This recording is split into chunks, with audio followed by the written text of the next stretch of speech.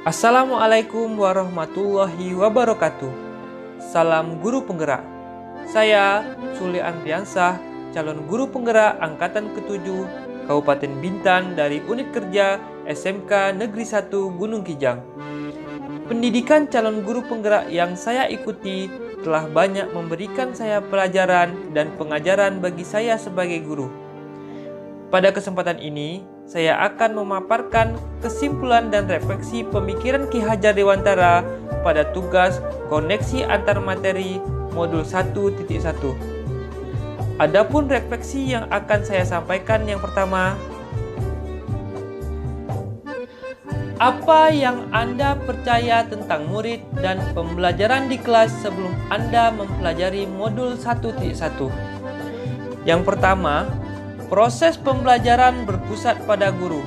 Maksudnya adalah proses pembelajaran hanya sebatas transfer ilmu oleh guru terhadap murid, sehingga kegiatan yang dilakukan cenderung berpusat kepada guru atau teacher center. Yang kedua, pembelajaran terfokus pada pencapaian materi dan KKM.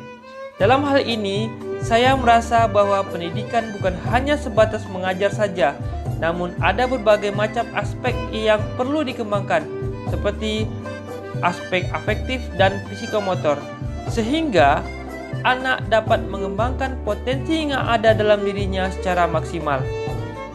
Yang ketiga, siswa cenderung pasif karena motivasi masih rendah.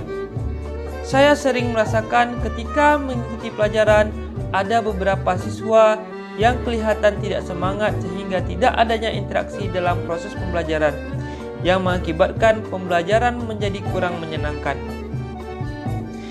Yang keempat, guru kurang memahami karakteristik murid. Saya menyadari bahwa ketika mengajar, saya cenderung menyamaratakan kemampuan peserta didik tanpa memahami perbedaan karakter yang ada pada setiap murid.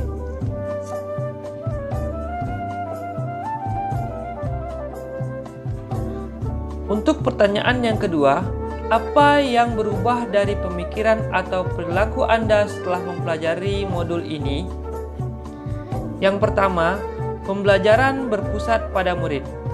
Maksudnya adalah dalam proses pembelajaran yang menjadikan murid aktif, karena mereka terlibat dalam proses pembelajaran sehingga peserta didik dapat mengkomunikasikan pengetahuannya. Yang kedua, memahami setiap perbedaan karakteristik murid. Setiap siswa pasti memiliki perbedaan karakter masing-masing. Saya sadar bahwa dengan adanya perbedaan dapat membuat pembelajaran lebih berwarna, yang mana sebagai seorang pendidik kita harus menuntun murid sesuai dengan kodratnya masing-masing. Yang ketiga, menciptakan pembelajaran yang menarik dan menyenangkan. Adapun cara yang saya akan lakukan adalah dengan mencoba menerapkan berbagai metode dalam pembelajaran yang berbasis student center, dengan harapan peserta didik dapat termotivasi dalam mengikuti kegiatan pembelajaran. Yang keempat, memberikan kebebasan pada murid untuk menyelesaikan tugas sesuai dengan minat dan bakatnya masing-masing. Yang kelima, menuntun peserta didik dalam mengembangkan potensi atau bakat yang dimilikinya sesuai dengan kodrat alam dan kodrat zaman. Melalui kegiatan observasi, wawancara, dan pendekatan secara personal, guru nantinya dapat mengetahui potensi dan bakat yang dimiliki setiap murid sehingga mampu menuntun potensi dan bakatnya secara maksimal.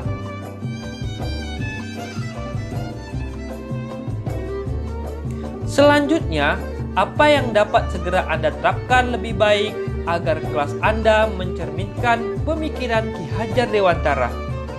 Yang pertama, merancang dan melaksanakan pembelajaran interaktif dengan melibatkan murid sehingga mereka mendapat pembelajaran yang bermakna dan menyenangkan. Yang kedua, menerapkan konsep merdeka belajar untuk bereksplorasi dalam menentukan pembelajaran baik akademik dan non-akademik. Guru tidak hanya menjadi sumber utama, namun guru harus kreatif agar murid dapat dibimbing dan diarahkan sesuai dengan kodratnya. Yang ketiga, Pembelajaran yang mengutamakan aspek budi pekerti. Pembiasaan yang baik akan saya teladankan kepada murid supaya mereka menjadi pribadi yang baik. Yang keempat, menerapkan sistem AMONG, memberi teladan, membangun motivasi, memberi dorongan. Yang kelima, pembelajaran sesuai dengan kodrat alam dan zaman.